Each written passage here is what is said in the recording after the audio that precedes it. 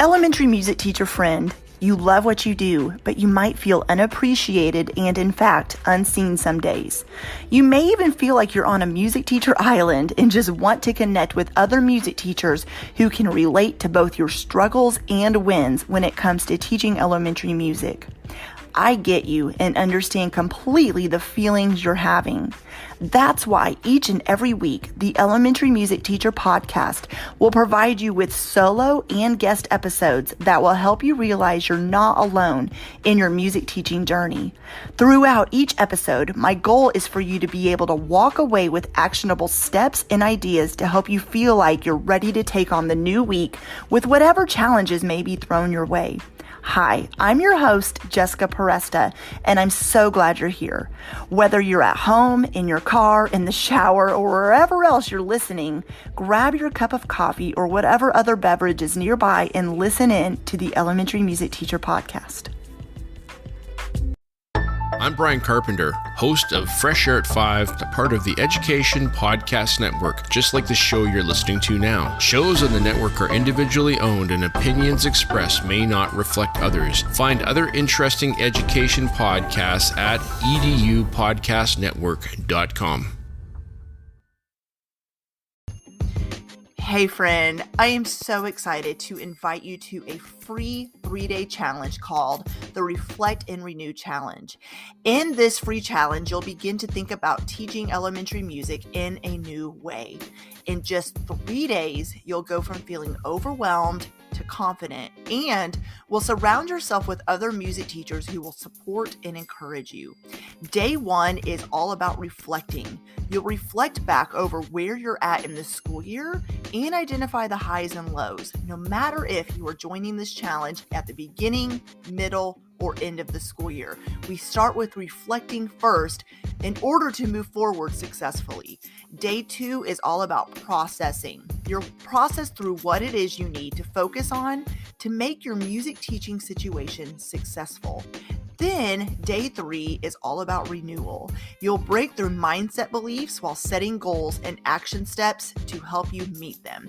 Each day of the challenge, you'll be getting a daily challenge email that will contain action steps for you to take. So simply head to subscribepage.com/reflect and renew challenge to save your seat, and I'll see you there.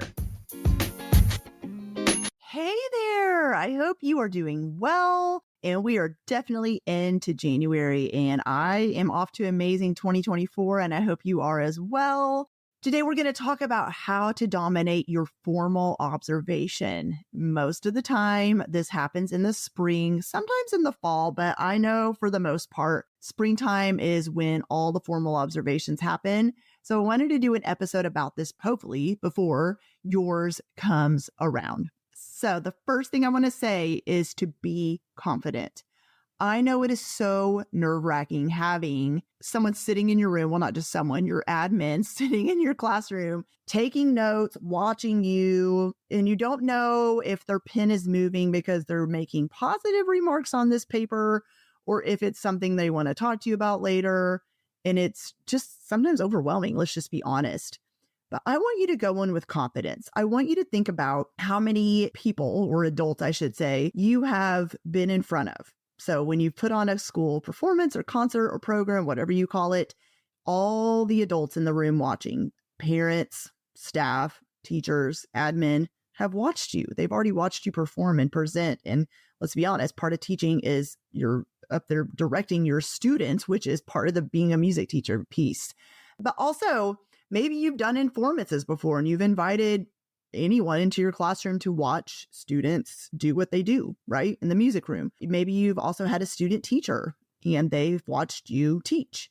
You've probably also had informal observations. I know before I had my formal observation, I've had my admin come into my classroom just on a whim from time to time just to kind of see what's going on. Other things, other adults pop in and out all the time. So think about prepared that makes you, and maybe you haven't thought about that piece, but you go in with confidence. You've been teaching your students. You are an expert. You are going to do a great job. So go in with confidence, but also on the flip side of that, go in prepared. Be as prepared as you can. And I know it's hard because you don't always know what they're looking for. Every admin's different. Some have a musical background, some do not. Some have the same expectations as a regular classroom teacher, and some understand that the music classroom looks a little bit differently. So for me, what I like to do is when I'm thinking about my formal observation, I think about presenting my lesson to or for both small group and whole group instruction. That way I feel like I'm covering a little bit of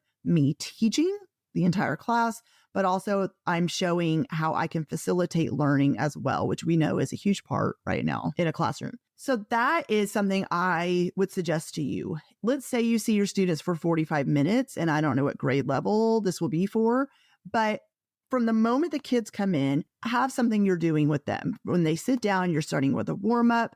You're not just talking, but have them doing something, a body percussion, do some vocal warm ups, have them review a song they've already done, and then have something prepared where they're going into small groups or maybe even partners, and they are practicing. Maybe they've already been working on it, which this is my next point, is you don't have to do something new. Do something that your students have already done with you and you're building upon it where, hey, last time, boys and girls, we learned this song. You sang it.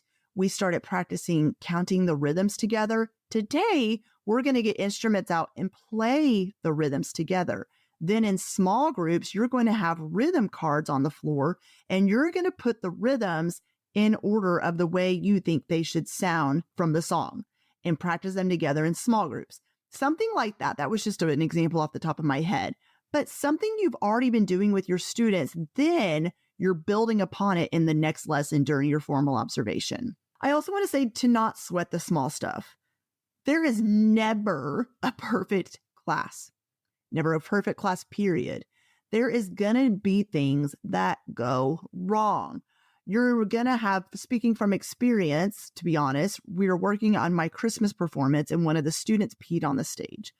That was totally unexpected. And no, it wasn't a formal observation, but just a perfect example of things that could go wrong, right? So you're going to have, who knows, honestly, a fire alarm could be pulled. Someone could pee on your floor. You could have a mallet broken. Someone is talking out.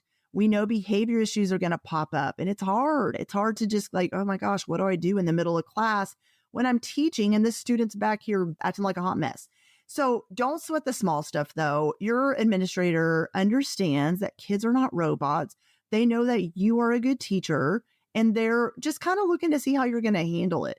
So what I would do and what I have done is prepare mentally for those moments that come. If, and you know the class you have, little Johnny's back here acting up, what am I going to do? What will I do while I'm still teaching with little Johnny?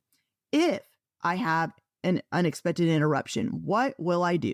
What will they be looking for? How are they going to want to see me move forward in my lesson if something goes wrong? So kind of prepare for that as well, not just your actual lesson plan, but for the unexpected situations that not if, but when they come. Okay.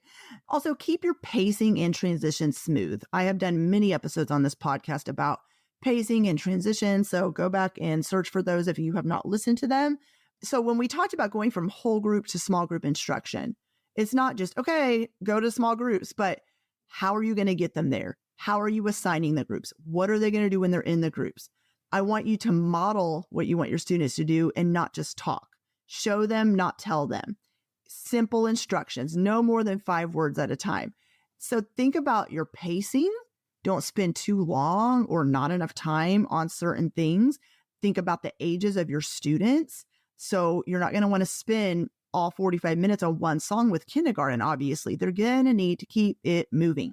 And then the transitions, how are you going to get them from one activity to another, but also within the song, transitioning from singing to padding rhythms, from padding rhythms to, I don't know, what else, stomping the beat. How are you going to get them to those micro transitions, but also the transitions between activities? Plan for that as well. Then think about what you have posted on your wall or written on your whiteboard or pulled up on your smartboard or whatever else you have in your room. Every school is different. Every district's different. Every admin has different expectations. So if they're wanting to see I can statements, you need to make sure you have the I can statements posted somewhere. If they're wanting to see objectives posted or they're wanting to see your standards written out, make sure you have that posted. Whatever your admin expects of you, make sure you have that. And this should have probably been a practice of yours all school year long, but if not, oh well, move forward. And definitely the day of your formal observation, make sure you have what you need to have posted. So that is something that's so important. And make sure it's been a while since you've thought about that, then make sure you know what they expect of you so you have that ready to go in front of you. Also, make sure you follow the lesson plan that is in front of you and that you have handed them. I've talked about many times, I'm a firm believer that your lesson plan that is written or typed down in front of you, you're going to need to modify and adjust it based upon the actual students you see in front of you. Meaning, sometimes you got to be flexible and go with the flow and switch it up and change it if it's not working.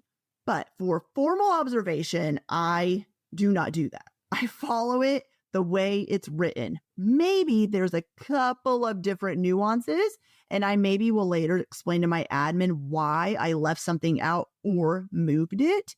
And I think that's okay for them to see, but I don't think you should just scrap the whole thing if it's not working, because they're there to follow your lesson plan the way it's laid out.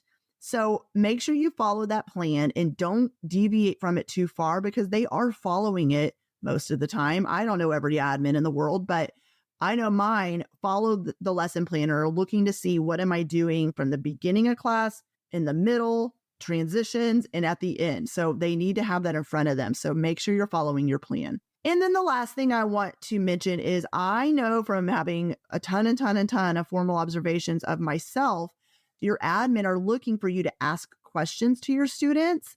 And they're also looking for you to give positive feedback. And so make sure you're doing that. It doesn't need to be a ton of questions. It could be even towards the end of class where you are asking questions to students around what they learned that day. Or maybe it's when they're doing a warm up or the song you've already presented to them, and then you're reusing the song and you're doing something different to it. You are asking questions based upon what students learn even the previous class period before your formal observation. So I know that even if you implement even just a couple of these things I mentioned, you're going to rock your formal observation. Just take time to prepare. Think about it like an interview kind of. I know for me, when I did an interview this summer, one thing they wanted to do was see me teach. And that was a formal observation. So prepare like you would for an interview where they're asking you to teach something. Make sure you go and prepare not just your lesson plan itself, but the way you're going to teach, the transitions, differentiating learning, and how you're going to ask questions to your students as well. So you probably have a couple other things you want to throw in there, which is totally fine. But I wanted to share what's worked for me, and I hope that you find this helpful. I'll see you next week with a brand new episode.